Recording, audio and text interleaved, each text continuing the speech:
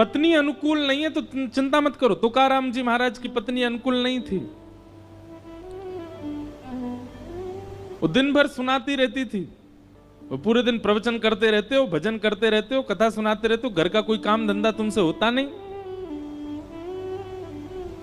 तुकाराम जी सुनते रहते थे, मन मन विचार करते थे, मेरे विठ्ठल आपने मेरी पत्नी को इतना प्रतिकूल बना दिया कि जो थोड़ा बहुत प्रेम इसके प्रति होना चाहिए वो भी आपको ही हो गया है, इससे होता ही नहीं मुझे।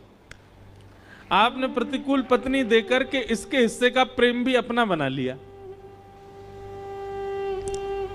तुकाराम जी की पत्नी ने एक दिन कहा, जाओ कुछ विक्रय करके आओ, व्यापार कर कुछ धन लेके आओ। गन्ना बेचने के लिए गए तुकाराम जी महाराज। जैसे ही घर से बाहर गए, थोड़ी दूर पर ही पहुंचे होंगे, छोटे छोटे बच्चे उनके पीछे दौड़ने लगे, गन्ना खाएंगे गन्ना खाएंगे। तुकाराम जी ने फ्री में ही बच्चों को बांट दिए, एक बच गया। लौट करके आए तो पत्नी बड़ी प्रसन्न, बोले सारे गन्ने बेच के आए आप? वो देवी बेच नहीं पाया, छोटे छोटे बच्चे आ गए, हम गन्ना खाएंगे, तो उनमें बांट दिया। एक ही बच्चा है, एक ही बच्चा है। पत्नी ने गन्ना लिया और जोर से घुमा के तुकाराम जी में ही मारा, 2 टुकड़े हो गए उसके। तुकाराम जी खुश हो गए, वाह देवी तुम बुद्धिमान तो बहुत हो, मैं सोच रहा था एक गन्ना 2 कैसे खाएंगे, तुमने 2 कर दिए, लो एक तुम खाओ, आधा मैं खाता हूं। भैया देखो,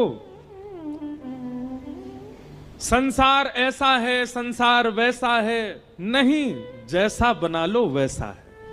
आप जैसा कर लोगे संसार वैसा। आप कितना भी बुरा मान लीजिए, आप एक काम कीजिए, कल का, कहां से आवाज आ रही भैया, कौन ढोलक बजा रहा हो? नेक शांति रखियो हैं। 2 बजे तक खूब बजाया करो, 6 बजे के बाद भी खूब बजाओ, बस 2 से 6 हमको बोलने दो। क्या बता रहा था मैं? हाँ, कल एक काम करना, सुबह उठते ही नकारात्मक दृष्टि रखना, जिसको देखो उसको गलती देखना। शाम तक पूरी दुनिया ही नरक दिखने लगेगी आपको, लेकिन करना नहीं। पता क्यों? क्योंकि नकारात्मक भाव में जब आप प्रवेश करते हो ना, तो बहुत लंबे समय तक प्रवेश कर जाते हो। सकारात्मक देखो, सब में गुण का दर्शन करो, सब में अच्छाइयों का दर्शन करो, सब में भावों का दर्शन करो, सब अच्छे दिखेंगे, सब में भाव दिखेगा।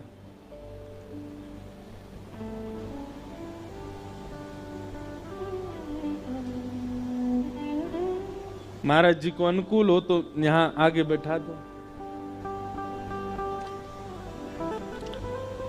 बोलो वृंदावन बिहारी लाल की जय। हाँ बस, विराज जय, विराज महाराज। तो जिन भैया का ये भाव है कि गृहस्थाश्रम में रहकर के ठाकुर जी का भजन कैसे करें,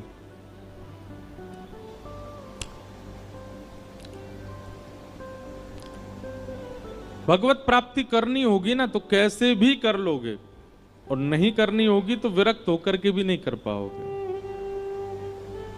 इसलिए जैसी व्यवस्था अवस्था ठाकुर जी ने निर्माण कर दी है चारों ओर, उसी को स्वीकार कीजिए और उसी में ही ठाकुर जी की प्राप्ति करो।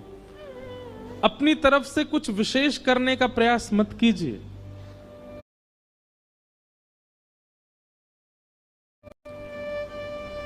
स्वीकार कीजिए और उसी में ही ठाकुर जी की प्राप्ति करो। अपनी तरफ से कुछ विशेष करने का प्रयास मत कीजिए।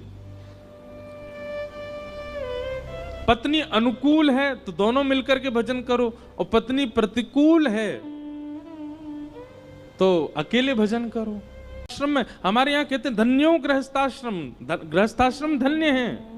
और इसमें अगर आप कहो कि महाराज जी हमारा गृहस्थाश्रम आके देखो, सब प्रतिकूल हैं, पत्नी भी प्रतिकूल, बच्चे भी प्रतिकूल, माता पिता भी प्रतिकूल, परिवार भी प्रतिकूल।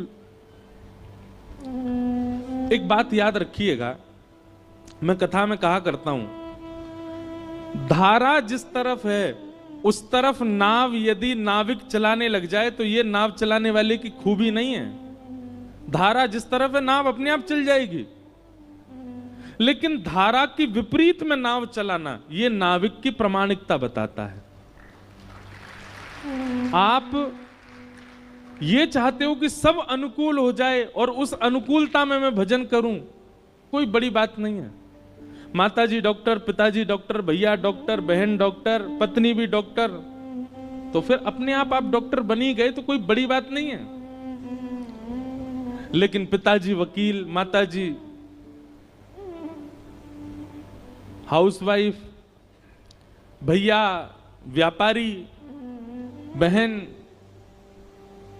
बीटेक कर रही है, इंजीनियर, और तब आप सबसे अलग हटके डॉक्टर बन जाओ तो आपकी प्रशंसा की जाती है। ठीक वैसे ही अनुकूल अवस्था में भगवत प्राप्ति करना ये बड़ी बात नहीं है। प्रतिकूल अवस्था में भगवत प्राप्ति करना, ऐसे किसी भक्त को नहीं देखा जैसा प्रेम ठाकुर जी ने प्रहलाद को किया। प्रहलाद को गोद में बैठा लिया, गले में अंक में भर लिया और जीव निकाल करके ठाकुर जी चाट रहे हैं प्रहलाद को। क्यों? क्योंकि प्रहलाद विपरीत अवस्था में भगवत प्राप्ति कर रहा है।